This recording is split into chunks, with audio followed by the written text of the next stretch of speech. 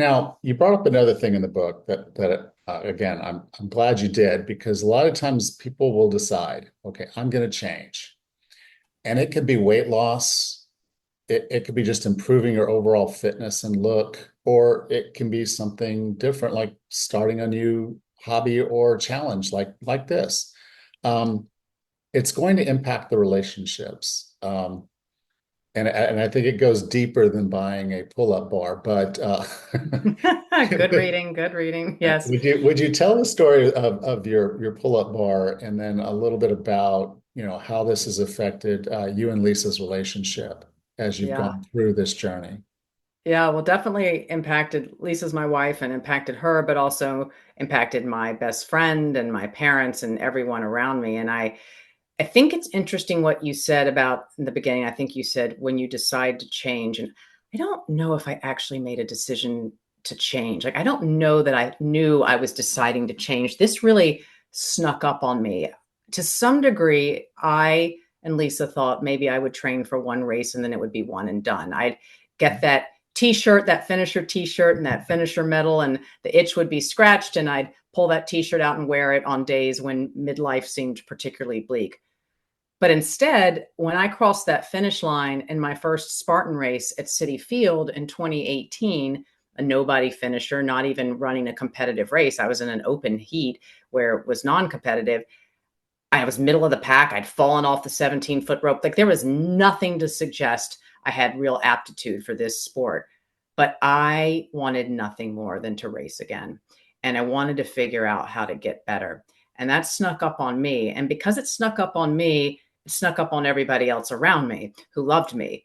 And I don't think I did a particularly good job of explaining why I needed obstacle course racing so much or why I wanted to delve so deeply into this pastime, because I don't know if I actually knew, Alan, until I really sat down to write the book and digested it and put all the pieces together. And I went headfirst into this rabbit hole. And as I got better and better, that included things which, as you alluded to, one day I just decided I needed to really, really ramp up my upper body strength. And I bought this massive metal pull up bar, like one you would see in a gym, to put in our garage. I didn't think anything about it. I didn't tell Lisa, like, and then it just the FedEx truck showed up one day with this thing and unloaded it as she was heading to work. And she's like, "What's this?" I was like, "Oh, didn't I tell you I got a pull-up bar?" And then she's just staring at me. I'm like, "I think hanging on it'll be really good for your back," because she had some back pain. I was just reaching and grasping right then.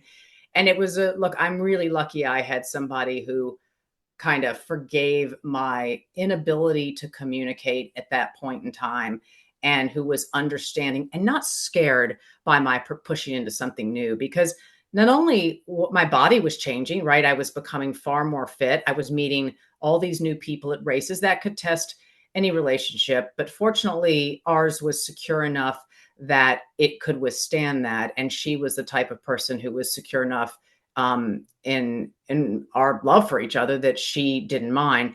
That said, that's not necessarily always true. And so in the book, I try to give people some guidance about how to communicate better when you're on a journey like that, how to take the person or the people in your life with you, because you don't necessarily, as I said in the beginning, want to go through your bridge and end up on the other side of that bridge without any of those people that you loved, right? That might not make it worth it. And that was the truth in my case. So we've been on this journey together. And, from that one race at City Field that was kind of a debacle back in 2018, I just finished what I think was my 52nd race in Utah this past weekend. And I am now ranked, it's even hard for me to believe I can say this, I am now number one in my age group in the Spartan Racing National Series, in obstacle course racing for 2024, based on three key races. So Congratulations. that's quite a journey. And so I bring it up mostly, I mean, I am proud of it, so I'm bringing it up for that reason, but I'm also bringing it up because to get from point A to point B, Alan, as you have just wisely noted, has required really making sure I bring the people in my life on that journey too. And it has not been a short journey.